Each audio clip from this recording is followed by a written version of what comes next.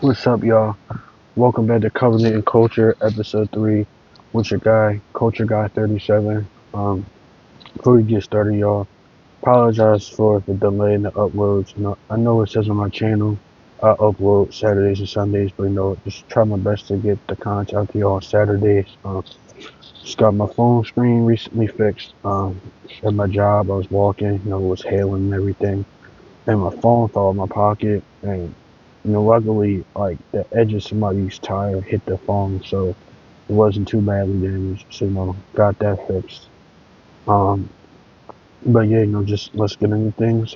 But before we start, just want to send a prayer out to everyone, to all families that's dealing with any type of tragedies or just any trials and tribulations in their lives. Hope that you come to know as some that ultimately God has all the answers that you're seeking and that you're looking for, and that His hands are around everyone, and that you just pray to God as much as you can. God can see you through any situation. Know it can be said easier than done. People and just victims of war crime. I know just affected by wars. Um, they losing jobs. You don't have financial assistance, but you just pray and you hang in there. God has your back always. Just always want to reiterate, the point and premise of the pod is Galatians 6:10. Pretty much it's a call to action to Christians, whether there's some type of global crisis at, and your brothers and sisters are in peril and they need help, do what you can to help them. Um, you just help out your Christian, you also your Jewish brothers and sisters in the great nation of Israel, just reach out to them and help them what they're going through. The main way, honestly, and just never fails, prayer. Uh, I really think that's something that people underestimate. Especially, I'm be honest, even from the Christian community. Um, just like I said, just ultimately too, it can be really difficult at times to really see yourself through things. Cause we're not God, we're not perfect. We're human still. We're flawed, so we fall down. We just had to pray and ask God to help us up, pick us back up, and get us through whatever we're going through. Um, but with that being said, just if you Christian and you know anybody that's struggling with any type of financial deficits, or they need care packages or some type of humanitarian aid or something that you could give out, just try your best to set that aside and help those out in need. Like I said previously, this podcast is just me, as a Christian, just looking at things from a Christian perspective, just politics, pop culture, sociology, marriage, just into that fine really engaging, of course. With that being said, just start off my political spiel, and just really emphasizing what Psalms says, and Galatians 6:10. Was Christians, we had to do Christians, we had to do our due diligence and continue to provide and protect for the great nation of Israel. Israel, for their brothers and sisters over there. They've just been negatively and drastically affected by the stuff going on in Gaza, this war against Hamas. Even in 2000, 2006, there was unfortunately mass carpet bombings and just bombings throughout the whole nation of Israel. So there was just so many innocent men, women, and children, just unjustly murdered and killed. Just try to you could send some type of aid over there, or just continue to pray for them, and just spread positivity for their people. And just try to create ways to combat anti-Semitic dialogue, and especially attacks. Like you could just, even if you go over there or you work with a Christian organization or a church organization, um, and you could work together to create safe spaces and create places for them. For example, some organizations that I've learned about, IFCJ, um, and FFHL. This is Franciscan Fund for the Holy Land, so for the people, the Jews and people of Israel.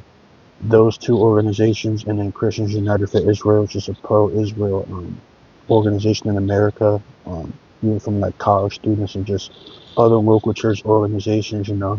They're working together to send in different, different tenets or different facets, just working to send humanitarian aid and funding over to the people of Israel. Contrary to a lot of people think, just people racistly assume that just because they're Jewish that they have access to all these funds and they get help with this and that. But it's like on the contrary, regardless of what your ethnical heritage is or where you come from, where you think you may even be going in life, there's people really going through some deep stuff. As I said, people that just being randomly bombed, and, hate speech spewed against them. We don't want you in our country. We want you out of here. But then it's like America's supposed to be the equal land of opportunity for everybody, because it's so, vast in resources and opportunity for everybody. So I think we just, especially, America's supposed to be a big Christian nation, just extend our arms and open up our country to Israel, just protect them, um, and just help them. Like I said, everything they're going through. The beautiful, thing about the organizations I mentioned, ICJF, is a Franciscan Fund for the Holy Land, and then Christians United for Israel. They offering aid and scholarships for people from the Holy Land to come over here um, and earn a proper education. Um, you know, just from specifically a four-year university institution. Even if they want to go to trade school, stuff is expensive, man. Say people need help. Just especially as them being I definitely think that they're the biggest ally in terms of religious support, religious freedom. Excuse me. Um, because even after the fall of the Assad Empire, and even after America is going through a lot of turmoil and international conflict, um, Israel is one of the first countries to extend open arms and open their borders and their countries to America, and specifically Christians. It definitely seems something that's propagated in the media that Christians and Jews don't get along. That's obviously not true. Like I said, it's Christian organizations here that's showing massive support. Um, Great people in Israel just trying to send as much aid and resources, food, water, medical supplies, order to help them. In terms of considering in retrospect, when Christians need a place to flee from foreign countries where they're being persecuted, beheaded and just directly attacked. Israel is one of those safe places where Christians and Jews should cohabitate together. They could just live together. Um, yeah, but I just really think that one of the ways to protect people from Israel is, like I said, just have more open spaces for people from that community. Just meet them where they're at and try to understand, the why. Honestly, like I said, people see stuff on the news and just taken out of context. People don't understand the why people do the things that they do or what people are doing for what reason. Like an example of that, I mean, is like, I definitely said this across the board. It is really unfortunate that children have to lose their lives over situations like this. Just you see all throughout history, different countries, different places.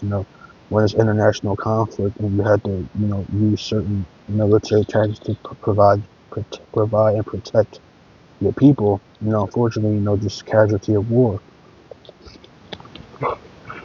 Usually, but you know, I definitely just think we need to consider the fact that, like, let's say even 2000, 2006, the Holy Roman Empire, Armenian genocide, the 2023 bombs. It's like Israel is getting invaded and attacked first. It's like over 35 other countries around Israel that's anti-Israel, and it's like they getting attacked and invaded. It's just like nobody cares. Everybody's always talking about the counter response of, see, they launched this attack and they did this and that. But it's like, what about the Israeli and Jewish men, women, and children that they're going to the synagogue to pray. They're the community center. They're at school. They praying to God, and in private or whatever. They're just chilling, minding their business. Next thing you know, wiped off the board, wiped off the map, and it's just like, like I said, I understand, you have to employ military strategies and things of that nature. But it's like it's just so many people that, excuse me, y'all. Still with a cold, my bad. There's so many people in some deep shit, man. You just never know what people are really going through. And it sounds simple, like, oh, that's just corny. But no, it's people that's really, let's just say, on a bad receiving end of this stuff, you know. They just happen to be at the wrong place at the wrong time. You know, they just try and go about their daily lives. And just bad stuff happens to them. Um, yeah, man, just really bad. I definitely think something else that's been going on in politics has piqued my interest. I talked about it um last episode, but I just been reading up more on it again. Something that Prime Minister Netanyahu hosted. It was in December, so this month, of course. It was the Global Ambassadors Conference between um it was 1,000 pastors and 1,000 influencers. Like I said, I know I talked about that already, but it's just so uncommon to see something that splendid and on a massive scale to where, like I said, we bridging the gap and it's people from different communities, you know, coming together to accomplish um, common goal, you know, promote ways to combat anti-Semitism and, you know, things attack and just try to work together to help prevent attacks on Christians as well. Um, that was just a really nice thing. Like I say, you know, definitely in a lot of churches, you know, they're not as technologically advanced or savvy as we say. So just even have these influencers come in, just bridge the gap, you know, to help them build like a digital platform, um, and just work together to spread the word of God as much as they can, you know, online. Because you know, there's definitely a digital base that can be had or set up. You know, people that can't go in person or you know they just in pain or whatever. So with that digital media base, the digital platform, be able to get the Bible out there and just inform people about things going on in different communities. Um, Something else that's I know it's as a recent President Trump and Prime Minister Netanyahu working together um, to go forth with the second part of the peace plan in Gaza is try to create some type of like I guess some like mega nationwide ceasefire. Um, you know, between nation Israel and obviously the U.S. is helping with that. It's just between Israel and all other nations over there.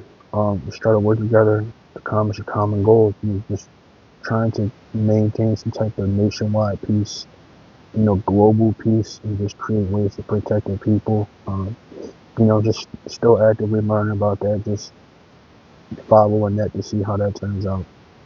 Um, but I think that's a really nice thing, you know. So obviously, two powers, Israel and the U.S. and Israel, working together, just try to protect their people, man. Like I said, there's a lot of people going through deep stuff, man. People are victims of just wars and just military raids and attacks and stuff, and they just need help. You know, everybody needs help in this life. You know, you only get one life, obviously. You know, just people really need to be protected. And people in Israel really need to be protected and loved on. You know, something else I see is it's an active development. Um, there's a Israeli Jewish billionaire working with the federal government, so our United States federal government. This new thing, the Palantir. It's like a massive digital database using like advanced AI technology. Just going to try to create ways to combat national security threats and like data leakages. Um, so is I believe it's entirely like it's like super AI like Ultron from Marvel Comics, but just trying to work to create ways to, like I said, combat national security threats. Um, and just data leakage and our information being leaked to other countries and just try to protect the American people. I know just doing additional research on Palantir, one of the ways that it's going to be strengthen our country, so Israel helping strengthen our country, is with this advanced AI technology capabilities. It's going to increase like the recon speed and the reconnaissance capabilities of actually the two branches that's going to be either using it or working to use detectors, the U.S. Army and the Air Force. So obviously that's a great thing. Just our U.S. military is already so strong and vast. Um, so it's just can even more provide a more even efficient and faster and stronger way to respond to any external threats or international threats. Uh, so that's a really good thing. I even use research like on Instagram and TikTok just in general about because I had heard about that idea about um, the military utilizing like AI technology to like even like thermal AI thermal radiation cameras and like really they could see targets or people through walls or like just a lot of it's actually a lot of like Call of Duty type of stuff, but it's just really cool to see that almost someone be actionized in real time in real life. Like I said, the thing with Palantir is just providing AI technology and resources to soldiers so they could be better equipped to take down threats faster. Um, Another plus that I'm reading about the Palantir is that the farming industry actually. There's actually like AI technology embedded in a lot of tractors. Just better tracking technology, so like and better coordination and calculation on fields, cornfields. Just cultivating crops. The cultivation of crops can become more efficient. Because a lot of farmers, I don't really think people understand what farmers had to go through. You know, just going through like the whole spread of the year. They get massive orders to fulfill, different poultry and agricultural companies. A lot of the technologies out there, they got tractors from like the 70s and 80s, this old technology. So it's nice to see that, they getting help. Um, you see with this, even with this type of weather outside, they would mess up and damage a lot of their crops. So, with this new technology, they could cultivate crops and get stuff done faster. And they can make money. They can possibly make money faster. To take care of their family, handle their business, or whatever. Um, Even like the medical, the medical field. I've been reading about like some excuse me, like there's some automated processes, but it seems like the idea behind it is that it's going to try to work faster to help people get the medicine and supplies that they need. Because a lot of these companies, they just charge, as they say, charge a handle or footer out the ass for stuff.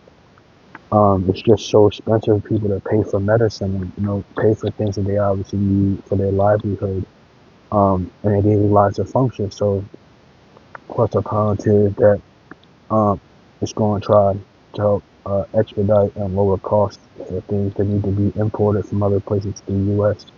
If it's more affordable for people, whether it's like medical supplies, machines, herbs, just things of that nature. So that's a really good thing. Unfortunately, prior to like stuff in the works like Palantir, just other technology, um, there's a lot of people dying, because they can't afford. Literally, it's sad. It's like they literally can't afford to live. People that elderly individuals had to tap into their retirement funds or what is it, deferred comp or the 401k, because if they can, I know it's different across the board, people jobs, whatever, but like stuff is different. And sometimes they can't because they gotta wait a couple years and nobody promised maybe tomorrow. Unfortunately, they don't have those extra years, so they died. Just medical bills and expenses, befall on their seed or they next their kin or their kids, they in more debt. One of the other developments is that this advanced AI technology is going to be using like like physical medicine. Um, at least in like the development, like the making of the medicine, to like just find more alternatives for stuff that's if it's stuff that's too expensive or maybe too much for the body. Try to find alternatives to stuff that will work be more sufficient for a human body. Even like trying to create different biological systems and ways to actually catch the onset of diabetes at a faster rate. Um, definitely not, my community, black community, that's a big thing, because it's the overweight situation, and, just a lot of people of color deal with a lot of different like blood deficiencies and diabetes, high blood pressure. So that for sure would be something to look into, look forward to. If the data is working, the data is consistent, and stuff starts to work, you consider using that stuff for the betterment of your health. It's the best care, it's self care. Um, you're just trying to help out in any way that you can. Um, but I know obviously people can be skeptical about something like this big. There's a lot of information, a lot of data, and stuff like that. But just when you consider this and keep this in mind, like a lot of the apps that we use on our phones, like that's installed, we even buying phones from people from other countries, you know, certain apps, um, like a lot of these funny video apps and these like wash off Instagram and TikTok videos, they don't have like any encrypted security. There's barely any security on. Like, go to the settings like privacy and security. It's like you can just turn your account from like private or public or something, So it's not really a lot of secure features on there, um, to the point where it can actually protect your data. So that's something that politics and today protect people's data on a mass scale. And yeah, I think that would be something that's really beneficial, to the American people. Um, let's see what else. Um, something else I seen that was going on in Israel.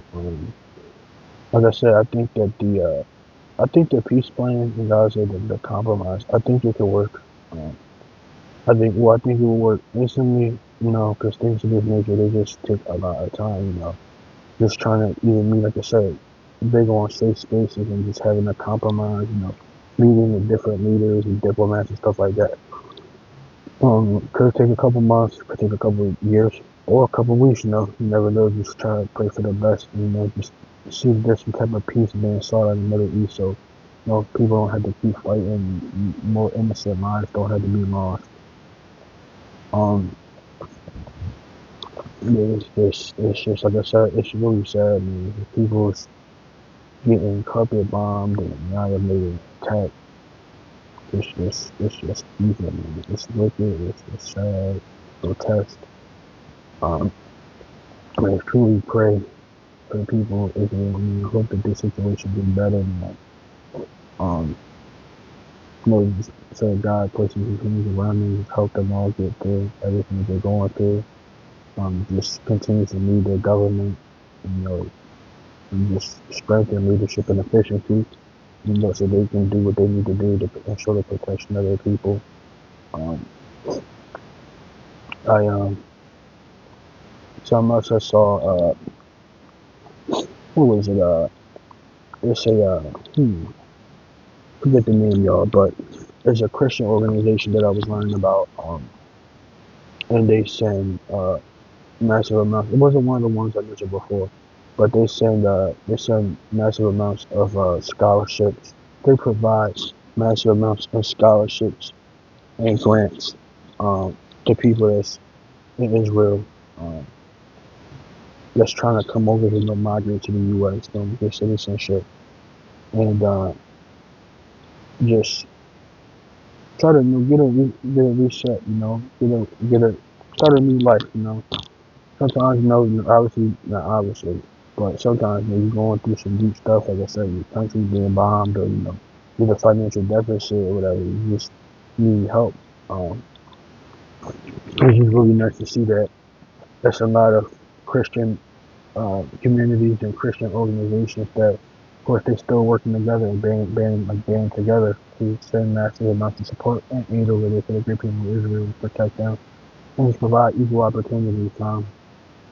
With a lot of people, especially in a country that had intelligent with great GPAs, high GPAs, splendid academic honors to excel at stuff, but it's just like they don't have the money to go to college, so it's like, they work at like local businesses for decades, or they just try to figure it out, work multiple jobs, it's just they have long-term goals and things that they're trying to accomplish, places they're trying to get to, and they can't get to, because um, they don't have a lot of financial support.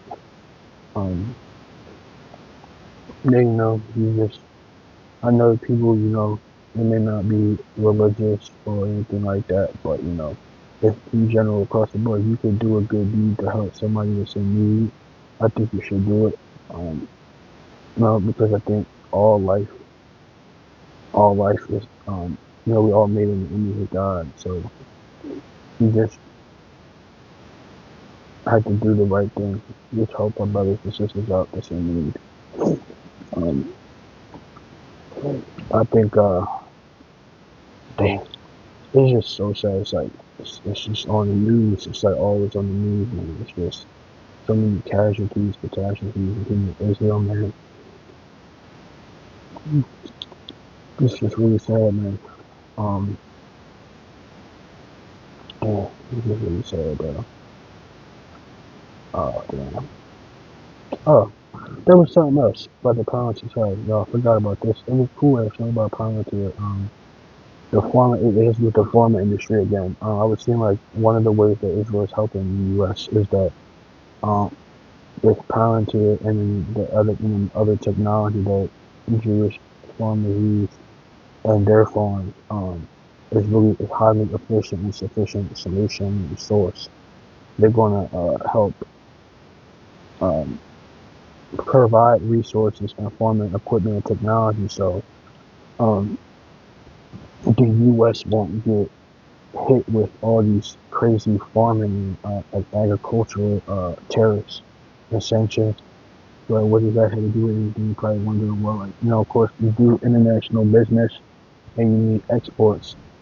Um, you need exports from other countries, you get hit with all these crazy economic sanctions. Um, so that's the good thing about with this new technology is that it's going to seek to find more efficient farming methods, try to estimate like the amount of time it could take to cultivate a specific crop or work on this type of farm or that type of farm. Um, yeah, man, it's just a lot of great things to be expected. It's a lot of good things that's intended to come out of this. We just go have to wait and see how it works so we can learn how it works and we can just use it to help each other out. Um, we segue to, my thing, uh, get to pop culture later, but just that's my little sociology skill, relationships and marriage.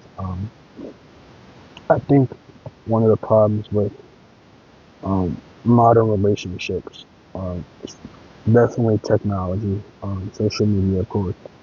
But I think, and again, like I said, I understand not everybody's religious, so not everybody's going to have a religious and social framework in their lives. But at least what I've seen from religious perspective, like Jewish, Christian, and Jewish, it seems that, and obviously from an outside looking in perspective, I'm not in their house, I don't know them, but at least like in media, there seems to be more of a structuralized marriage. And there's an understanding of, as a man, I'm a man after God, you're a woman after God. There's different expectations and roles that are to be fulfilled and met. Um, and we obviously cohabited together because we love each other. We're obviously married, we're going to try our best to build and support our nuclear family dynamic. Um, but like I said, even if you're not religious, like so many of these relationships off of TikTok and Instagram, I keep bringing this up because it's just like, it's so unfortunate that there's so many relationships failing because it's going to sound crazy. I know it might not make sense, but it's like people are dating for how other people want them to date, whether that's in the general context or that person. Like they see this person, right? Like there's the person over here. person over here, this person has a set of beatitudes or social status, and this person has this social status, right? So it's like they live in their lives obviously not for God, and they live in their lives, it's for social media, for fame.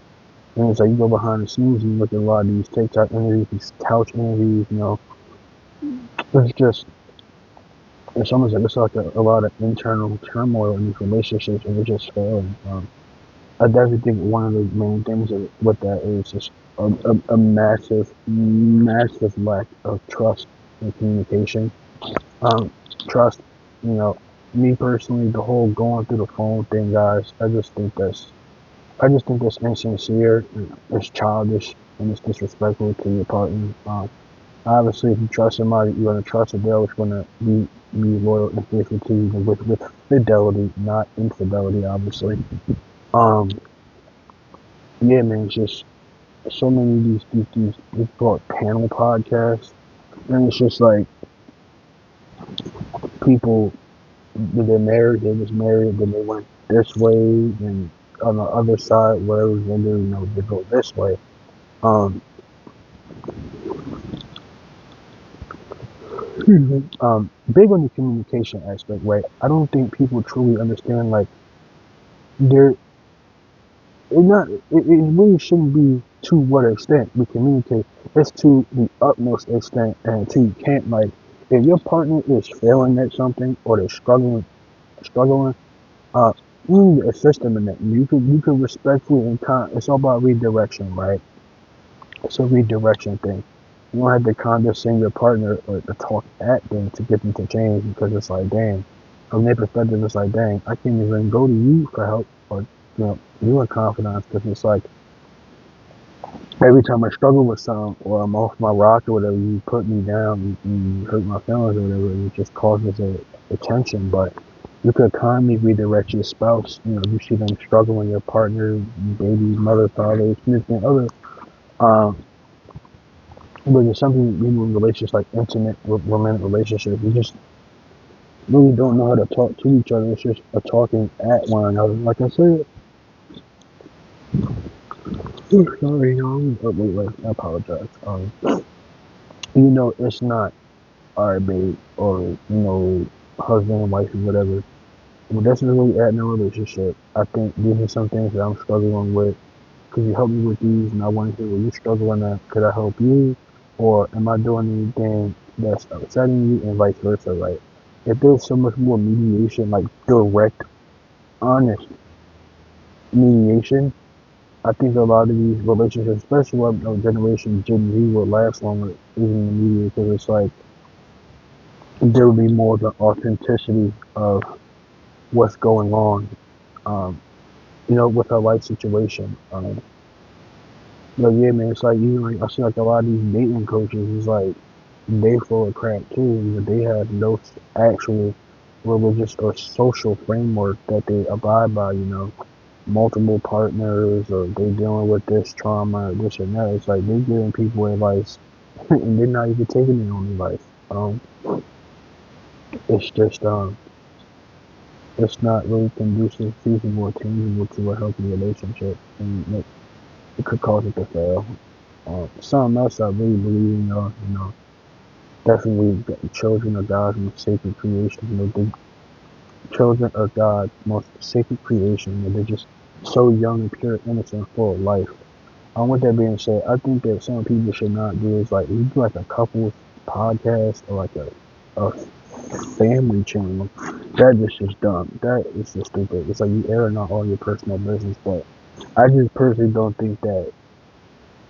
Of course, you and your spouse have a conversation, but just because of bullying and like anti-Semitic stuff online, just stage people in general, but hate speech, people talking about their celebrities, kids and stuff. They just should not be part of the content. There's just so many kids. It's like they're famous because who their parents are. One of their parents and it's just like um they don't get to have a normal life. It's just like go to school, you gotta take pictures with this person, you gotta take pictures with that. It's just really sad. It's just like, yo, they're just trying to be kids, bro. They just want to have a normal life. They can't have a normal life because it's just like you just built this giant platform and base. Um, and it's just, it don't really go well for the kids at least. But that's still a sociological based thing, a little spirit. Maybe I don't even call it pop culture. I guess so. But um, with the prevalence of like a more digital media, of course, and the adult, what is it called, guys? What is it called? What's it called? The adult entertainment digital content space, like OnlyFans, Fanly, all that stuff. Um, I still think that, it's a lot of these women, they've been manipulated and controlled by a lot of terrible guys. Um, it's guys that do it too, obviously, because they don't want, seems like they don't want, they open, they don't want to record the content, but I understand those in the Christianity equally yoked, but that's more specifically referring to your religious beliefs. I'm pretty sure that doesn't have to do with like virgin rate, because like both people may not be virgins. You slept with you and a lady, and you had partners, sexual partners. Before you both came to God. Came to Christ. That's just you know that route. Um, but I just still think that I know it's a people say it's an old example, but it's still God working with someone to compel them to do better and be better, get better, and build something. When you just look at Brother Hosea's situation, his wife was a prostitute. She was kept running away. It's evident through the scripture that she was just accustomed to being used and abused and taken advantage of. So it's like she really has a good deed in her life. And in front of her, she just succumbs to that type of pressure and just is afraid and just leaves. But it's like, my perspective, it's crazy. Like, yo, I never had a good man before. So I wouldn't know what to do. Uh, you know, you see, like I said, people, women, OnlyFans is like, I'm watching these, it was like the whatever podcast or some of these podcasts. It's like, I understand, and I do understand, especially as an adult, sometimes you do have to shame people or sometimes you have to talk at people. Sometimes I don't like being told that because it's disrespectful. But to just almost like show people the error of their ways to get the thinking cap on or their light bulb on. Sometimes you have to go that route, but it's like, um, I get it. For men and women, they're coming out of high school and they get older, they go to college, they may not work, they flunk out, they fail, they have money, so they turn down that route, that route, and path. But it's just like there's so many of these women. It's like you can tell, like when you really talk to them. Obviously, most of them, majority of them are broken because just that type of line of work is just not good on your mental health. It's not good on your spirit. It's not good on your heart. Nothing. So it's just like a lot of them, they've been beaten, abused, and bruised, um, and they have no way out. It's just like when you think that there's a lot more Christian men, God fearing men, I understand, that may not be your first typical choice because they have a bunch of body counts, as you say. But, you know, just looking at Hosea's situation, right? Even people that's criminals, they offend other people that have a crazy past, criminal past, a sexual past, God's forgiveness far surpasses that of everyone else. God is not bound by the constrictions of man, but we're bound and limited by God is infinite, God is omniscient, God is omnipresent, God is all powerful. So He's outside of space and time. He's outside of everything. His perspective is outside of everything. With all that being said, God is willing to give people multiple second chances. Even multiple second chances before you get, let's just say, God puts you in your ass and God shows you your ways. You get punished. Whatever that looks like. But the only thing the situation is like, I understand that they keep doing that, they keep doing it, they keep doing that, but it's just like it's a possibility. I do think like if there were more. men of God that, you know, they can just help them take those steps to God. Because I believe wholeheartedly that the path to God is one out of humility. You have to humble yourself. You have to almost the crazy is like put yourself in your own place. If you put in your place, you have to understand that what you're doing, it's not going to. There's no eschatological end being achieved or attained doing that type of work. It's not. It's just not. You're going to probably end up broken and alone and sad by yourself.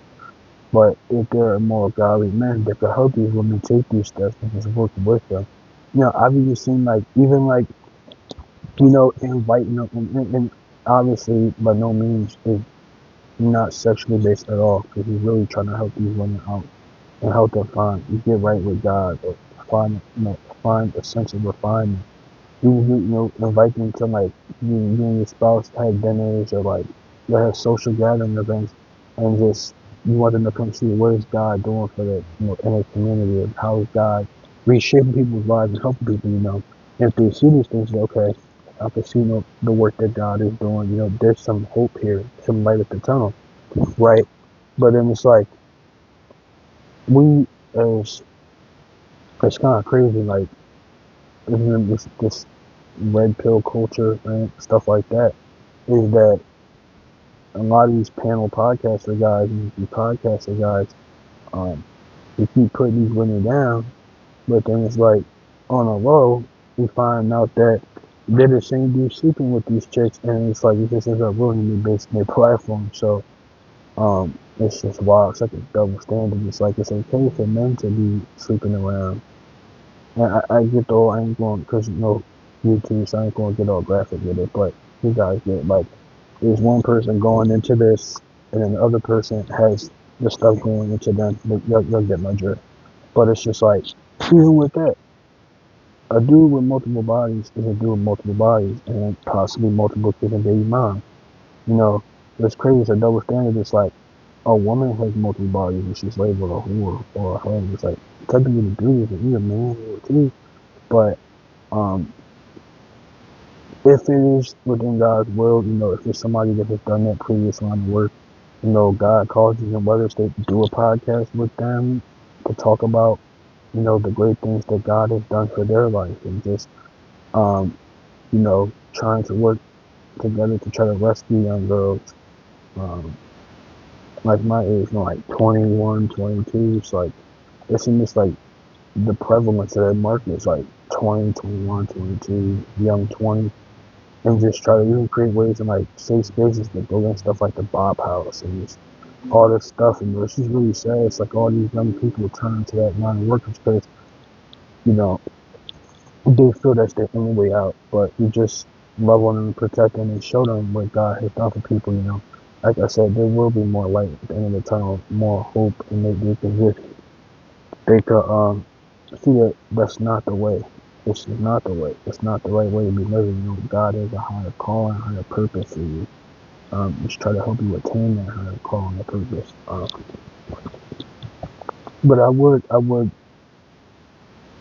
I'm gonna say this. I'm gonna preface by saying this first, because like I said, you have to do the humble work. You have to do the work. Um, I've fallen off of my religious path. Where God is doing things and engaging in things that they weren't the best options. So it was like just going off the path, almost like a winding road, but just gradually got right with God again. Just do the work. Just humble myself and understand. I'm sinning.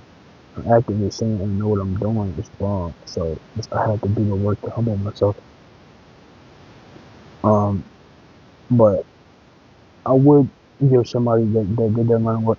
And I know at first, as a guy, at first glance, they may not be your first option because of the whole virginhood aspect of that name. However, like I said, if God is going to put that person in our life, and we have both done the work and we've both done what we need to do to get in a space or get in a mentality or mindset or lifestyle to where we can not only get married but have a nuclear family dynamic, I would do that. Because if I could give somebody, if it's a woman that's gotten right with God, she's gotten saved, equally yoked, um, you know, gotten stuff checked out or whatever, and she stops, um, I would definitely rock with that. I would see that through. Just ask God to help us see it through, obviously, because just on your own, that seems like something that would be almost impossible or just trivial to your lifestyle. But like I said, you have the utmost belief in God and understand that He can really get you through any type of situation. It's just a beautiful thing. Yes, that whole market, man, it's just so sad, man. Like, it's so many. I even see more, like I said, the podcast thing. It's like even more the girls. It's like, and there's a lot of them, they seem like they just don't want to give the money up. They just don't prioritize family values. They're adults. That's their choice. But then it's a lot of them where it's like they're straight up. It's like they're if a man is a good man of God is even if they even want to go to church and do the work. It's just they don't know how. They need somebody to lead them and show them how. You know, and they're willing to quit and they're willing to stop. They have provided protected, so they don't have to keep doing that to pay their bills or pay off their student loans or this whole growing epidemic of nurses doing that. Um, Try to stop that. But if they just had, you know, like I said, more men of God in their lives, they wouldn't have to keep resorting to those type of methods. Um, I just really hope that there are more men of God out there to or just more men of God, obviously, and in general that.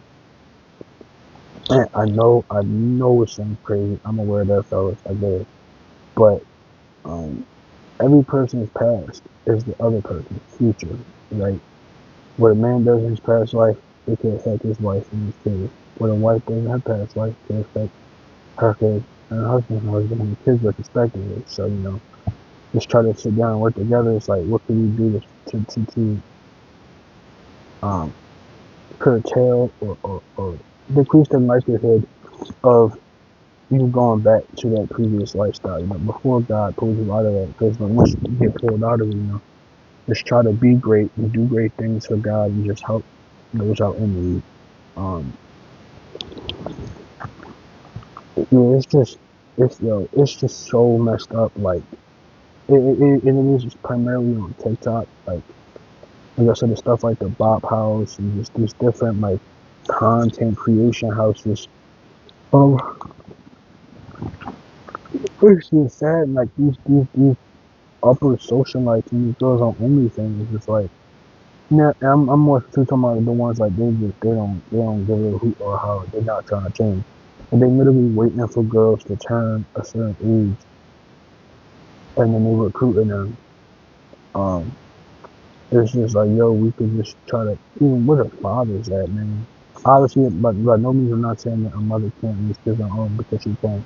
But when we just look at data, you see that a lot of kids, especially in my community, come from single parent households, especially in impoverished community and neighborhood. It's like 3 or 4 more times likely to commit violent crime. But even the daughters, resort to that type of um that type of lifestyle instead of choices. But if we can just intervene and create community centers, create youth groups, things where young boys and young girls could go and places they could seek mental health access, seek help, literally get actual help. I'm not talking about no 20-minute sessions or like once a year or something like that. Whatever, like consistent therapy. Housing, food, resources, academic resources, sexual health classes. Uh, so kids can be properly, young kids, teens turn into adults, and they can be properly equipped with how to handle things, that's dealing with their body, or how to put this on and put that on, certain things. They'll be a lot more safer. They'll be more protected. Um, Something else I've been closely following. I'm not sure. To be honest, I don't really know where this narrative came from. I just don't think it's true. The people are saying that uh, Israel had something to do with Charlie Kirk being shot. I don't think so. You know, it's more like the few consistent Christian that I saw defend people in Israel and what was going on over there. Um, and just literally like so many of his different. I don't know if you call them press conferences, guys. I don't know. I just call them conversations for the sake of matter. A lot of those conversations, just people saying spreading hate. I didn't see that. You know, I didn't really understand a lot of his DEI tapes. I didn't, I didn't really get him. I don't really get that whole like that market or whatever. But um, constantly talking about fulfilling the covenant, that God made with the people in Israel, trying their best to fulfill that, is constantly reiterating that to the people like at these college campuses. Talk about how he gave his life over to Christ and how he's been saved and how he's just, you know, just even walking with God and how to be a better husband and better, husband and better father. Uh, yeah, man. And then like people need to stop disrespecting uh women in media that's like grieving husbands. Like I see obviously stuff that like other celebrity women like they grieving their husbands and people disrespecting saying that they only doing this crap for money and all that. It's disrespectful. It's like sometimes you can't really you can't show emotion because it's like just like with the Erica Church situation. It's like yo like this woman literally witnessed her husband get shot and murdered right in front of her face. So it's like, no, I definitely watch a lot of her interviews and like I could bear with her. I understand like, you know, sometimes it takes a second to figure stuff out and then answer, but it's just like, yo, her husband was just shot, bro. Like, what you want her to do? Like, come out and give a TED talk or something, or like a whole monologue? Like, it's hard, man. It's really hard. Somebody obviously fell in love with you, is a family with and raised kids with. They get taken from you is one thing, but like to literally see the life fall out of their eyes. Like literally, she saw his last, his last movements, last moments.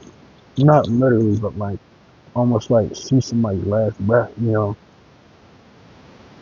It's even more sad. Like little girls. I don't know the kids' names. I don't know the ages, but the Charlie, rest in peace, brother Kirk. But one daughter, she she was afraid. Now, uh, the boom and bang, like from the shots, whatever happened, he got shot in the neck, and juggy and everything. I think it was a juggy and everything. Um, and she's afraid. She tried to run, she runs to grab her daddy on the stage and embrace and be safe, And unfortunately, Brother Kirk was dead pretty much like right after he got shot, pretty much. But this little girl's got to grow up pretty much on their dad. Salute to Kirk. In terms of like. She just got to put on that hat and she just got to do what she can do to raise the girls. I know it can be really hard being a single parent. It's not even just just being a single mom, just single dad. Heck, it's biological siblings, and it's like they practically a single parent, but it's just really sad that that happened to him. Um, And then, like, I know Candace Owens and Eric Cook are having a conversation, mutual dialogue about all the things they think that happened or what happened.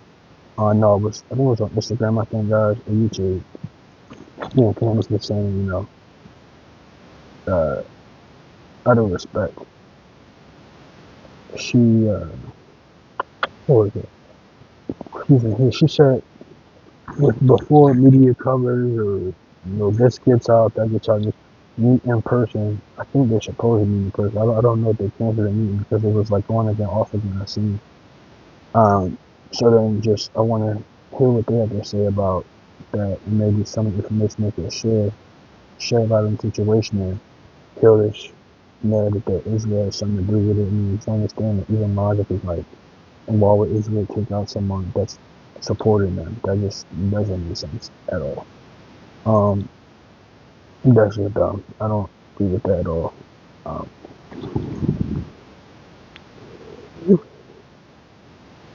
yeah, just real quick, guys.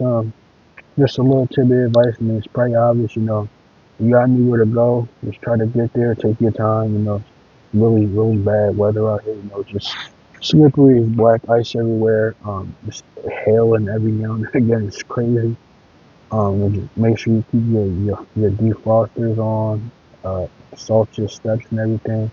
Just some little advice real quick, just basic life advice, try to do what you can to protect yourself, protect your family, bundle up with big coats, really good quality gloves and hats and scarves, etc. Don't try to stay out too late because you can't drive to see, you might unfortunately crash or something, but just some little basic side stuff.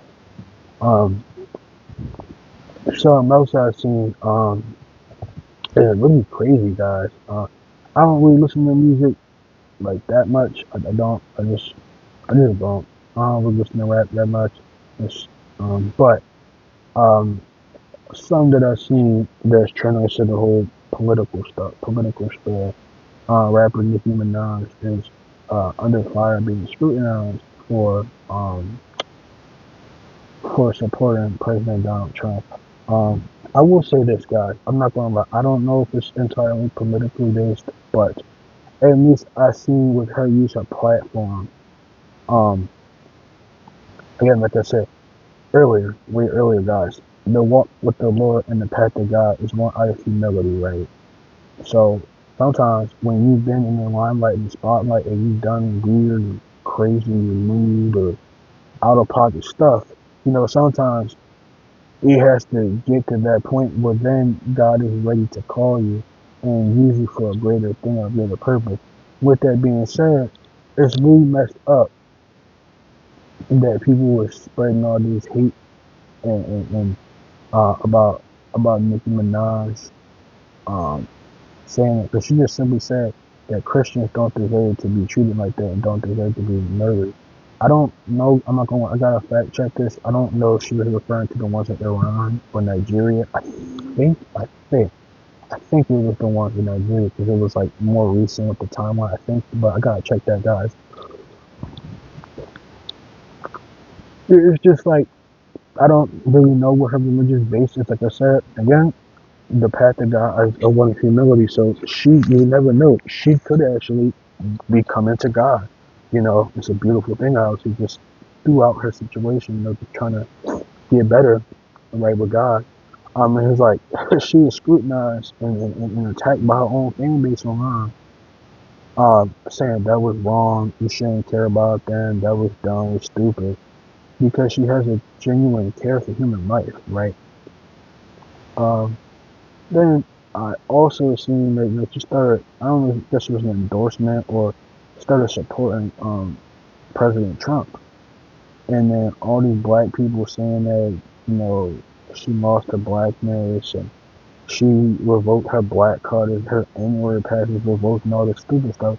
My thing is this, right, and I said my first few episodes of Covenant Culture, right? I'm about perspective, right? Even if you don't agree with somebody ideologically or politically, you still need to have a conversation with them, right? And figure out what is the why, right? Why are they doing that? Because it could be things that this person up here has set in motion and stone, like with bills or legislation or whatever, and it sets them up in the surplus so they could take care of their family. So I can respect people doing that. Like I said, you gotta do what you have to do to take care of your family, right? Your household. What you build, it still gonna sound gender roles, but you know, if you have to do duty as a man, protect and provider. Obviously, women can be self-sufficient; they can be self-independent, but also codependent on their husband. But overarchingly, you definitely looking at this from a biblical lens, being the whole like submission to your husband and husbands loving their wives as Christ loved the church. Obviously, that dynamic, but just going off on a tangent, but the Nicki Minaj thing is like, yo, like, y'all starting to hate this woman because she has a care for her life. President Trump has been so outspoken about um, the stuff that's going on against Christians. And it's just like, that's something I really don't like about politics in a general context, right? Just speaking generally here. Like, because of how people feel, that disregards the stuff not really disregards because it doesn't like wiping away, right? But pretty much in terms of perception and looking at what people are doing, right? People will that's what like this. People will disregard what a president or a leader of a nation or a community or people group are actually doing, which is facts, because it's contrary to their own little personal vendetta or agenda. So a lot of people don't like they just don't like certain presidents or leaders, right? So because I don't like this person, I'm gonna go and shit on this person over here and hate them for literally just supporting somebody. Like I said, the president has been so outspoken about the stuff in Nigeria, the stuff in Iran, just like how the Prime Minister of Israel was speaking out against the persecutions in Iran. Just trying to create solutions to further protect Christian brothers, Israeli Christian brothers, over where they're at. Um, And it's just like, dang, people need to really. It's weird. So not literally, but my brain is weird, guys. I think it's stuff in crazy ways. But almost like the separation of church and state is like where the church is. Well, it kind of makes sense as you can know the Bible, guys. It's like treat your body like a temple. So I guess you could look at it like that. Like church versus state, right? The church is like your personal vendettas, beliefs, moral beliefs, convictions, etc. And then the state is like things that are maybe objective facts or things that are being done out in the world. So because how you feel, your church is the status of your church is contrary to that of what the status quo is or what the state is. Oh, we gonna pull our support. They not black anymore. First and foremost, obviously, like I said, we're all made in the image of God, so we're all equal to that extent, right? To that point. But we don't it should never invalidate somebody's blackness based on their political ties or affiliation. Because, like I said, I don't know you. You don't know me. I don't know what you do for your family. You don't know what I do, how I protect and provide for my family, right? So it's like, we had that conversation. Okay, I can see why you would support that type of thing. You can see why I would support this type of thing, right? Um, like I said, obviously it's the right thing to do because it's a humanitarian act because they're struggling and suffering. But people ask, like why you support Israel, the Jews. Like I said, it's my brothers and sisters over there, Christians and Jewish brothers and sisters are struggling over there that have been attacked. So just try to comment and just comment on the situation and just try to shed some light on what's going on. But also, just try to fulfill to the fullest extent of the Davidic covenant. Um, but it's just, man, it's just like people really get put down immediately because of that type of like the type of support. But definitely like you spewing anti-Semitic stuff or racism or hate speech or domestic threats and everything, and people should be called out for that because it's disrespectful and it's evil, it's wicked, it's hurtful language. Um, yeah, I just then like it's even more crazy like the rapper Nicki Minaj, she canceled her. She should cancel her. I don't know how it works, guys. Deactivate, delete, whatever Instagram. But she lost 10 million followers in a single day because of that. But again, I guess at the same time, right? You repeat this, you have to do your due diligence, um, and you have to protect your family. So if that means supporting these people or that people, this group, that community, um, you can't really be worried about what the public eye says. You know, what men looks at the outward appearance, God looks at the heart. So God knows your innermost thoughts. God knows God knew innermost thoughts in your heart and your mind before you were born, right? Because God is just like God is we like that. And He's all powerful and all knowing. He's the orchestrator and architect of everything. Um, it's just I just think that like I said, um, sorry guys. Um, yeah, it's just really unfortunate that we don't know the why people do the things that they do. I think that if people just sat down and had a mutual dialogue, conversation, understanding. All right, I disagree with this, but I'm gonna meet you halfway, right? We can still show a mutual love and respect for each other, right? And try not. And I don't when I mean I know it sounds like a negative connotation, but hash out like in the sense of like try to figure it out, right? Um, yeah, man, it's just really unfortunate. And then like again, like I said, there's a religious calling, right? People disregard the religious calling and look at it just from a political framework. I really do believe, I wholeheartedly believe this. Um, and I'll get into expound upon this point, right? Um, faith enhances reason, right? Human reason cannot enhance faith. It can't. Because human, regardless of science, satellites, astronomy, NASA, whatever, human intellect is limited, right? I think it is, right? If human intellect is not limited, then why would we need to read more and do more research and studies to figure out stuff that we don't know, right? Because of stuff that we don't know, and there's things that we have to acquire to actually know.